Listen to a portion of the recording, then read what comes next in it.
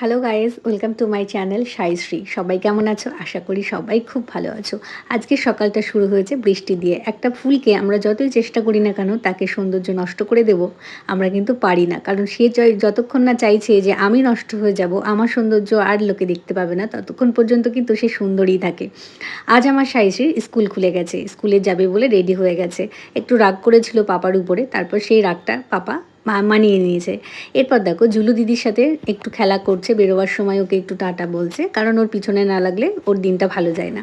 বাইরে বৃষ্টি পড়ছে তাই বেরোবে বলে বেশি ছটপট ছটপট ছটপট করছে। এরপর পাপা গাড়ি নিয়ে রেডি হয়ে গেছে, যেহেতু আজকে পাপা আছে তাই পাপাই দিতে যাবে ঠিক করেছে।